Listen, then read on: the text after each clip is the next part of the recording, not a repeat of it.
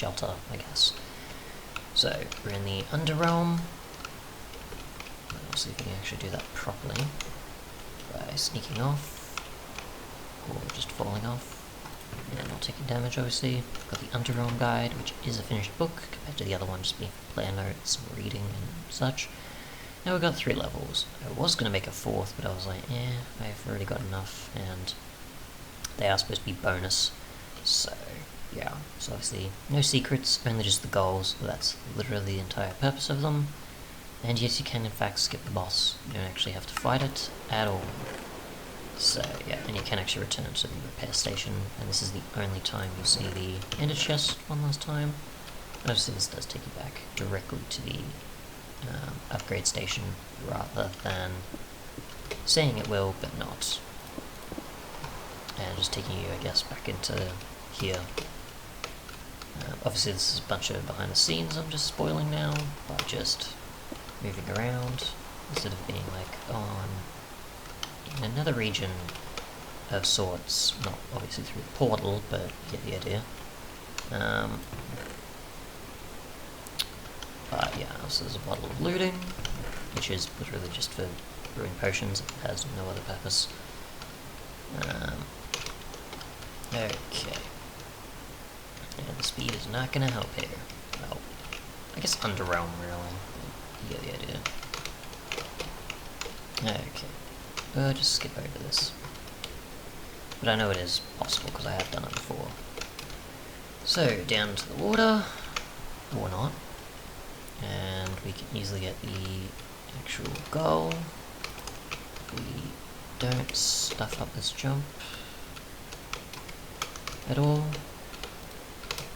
And not fall off that either. Which I'm good at doing. See, I have agility. We probably might actually want to do this anyways, just to get back up there. And get back here. I would assume you probably might need speed to get through there. I don't know. I might fix that. But either way, there's obviously the long way if you prefer to do parkour, or there's the short way, which is literally just the jump here, which actually probably could use, I guess, to get out technically as well, if you happen to jump on it before going into this area. But either way. Okay, so the short one, which is literally just 3 or 4 jumps or so, and then done. Well, there's the short form, which we will do. Sorry, the long way as well, which we will do. So why not? That actually ruins the parkour. Oops. Oh well. Now this one you probably don't want to use the jump for, because that would actually mess it up a bit. That probably needs to be fixed, but oh well. Technically those jumps I think are more possible if it's here, not there, but oh well. We need some milk to not ruin this, because you don't technically need it for that. The jump for this part. Obviously you can see that it's available there.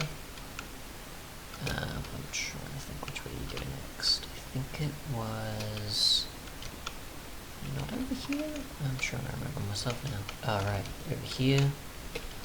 Yeah, because I made it go all over the place just so that the room wasn't just big and had barely anything in it, or was super easy. Since it's technically still a hub level, it's not supposed to be a full level, but obviously I wanted to give it a bit more. I didn't want to not have 2 levels, so I just went, we'll just make a hub level. We'll make it mean something, and just add an agility section, or parkour section, obviously. That I did not need to do either way, though. Jump there, where am I going? This way, or all the way up here. Over here, down here, over here, down here, down here, down here, and so on. It's basically the sake of dragging things out, honestly.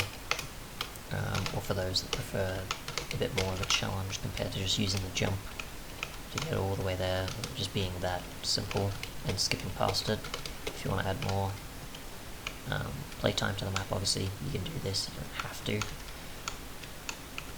but obviously it would be more satisfying to go that far rather than not, I guess, and just go, okay, I'll skip through it. Depends on the player, obviously, but either way. And now I've got the hallucination tunnel, which is just for the Eye of Exploration,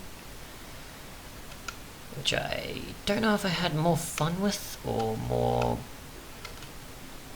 unsureness of why I was making this. So obviously I've got a bunch of different things for the sake of just making the level look different, I guess. Let's see. Technically you could use those to just skip over. You don't actually have to jump to it, but either way I will. There we go. So it's pretty much just a combination of things.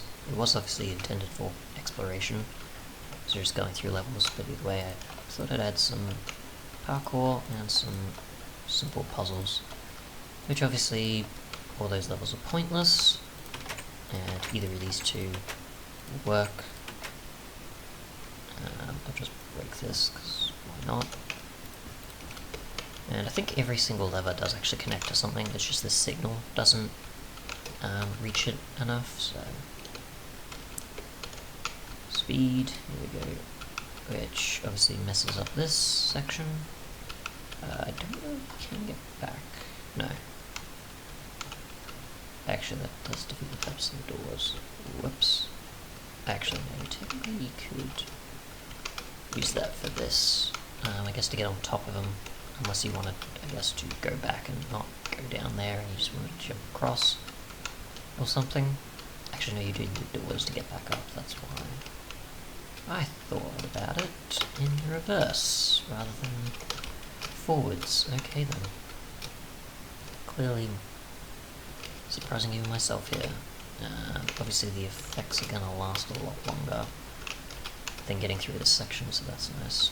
Door's already open. You can open it by, I think, this one, and I think it was this one. Yep, the redstone's there. So if it's night time, you do have to actually use the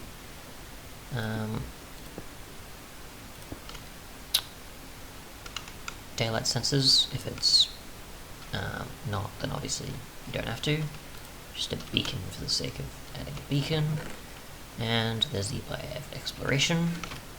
I will actually go the other way, just because why not? Just so you can see the level, depending on which path you chose, because they both reach the end. There is a lot of that in this map, there really is.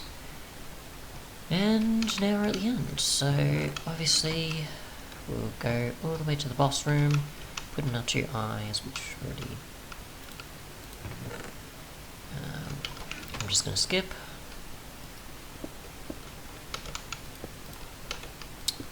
And then again, there's the boss room. I think some of the ice melted there, which is bound to happen. Oh well. And obviously there's a bit of parkour using either the speed or the jump, or there's slowing down of such things, or there's poison that you don't obviously want to run over.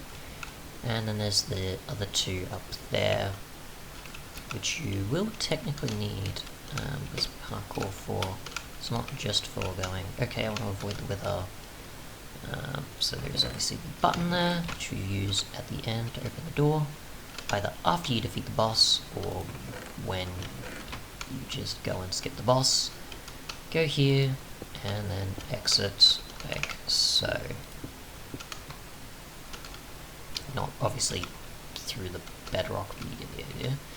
And yeah, you've now reached the end of the map. You get a bunch of goals that are not potions. You just get access to whatever the beacon can provide, or just extra loot, I guess, or giving yourself golden apple benefits. And yeah, then obviously you can go into creative and fly around if you wish, or you can teleport back to the Sky Island ending, because obviously why not have some paradise of some kind, I guess. Otherwise though, that is pretty much it for the map. The 1.14 version obviously will not have the block effects stones. It'll have beacons with the bigger beacon radius data pack, which I'm still needing to work out, obviously, because I've only just finished making this map literally the day before recording this. So, yeah. But, other than that, thanks so much for watching, and goodbye. And yes, this is an hour long, okay, this will be interesting to split up into parts.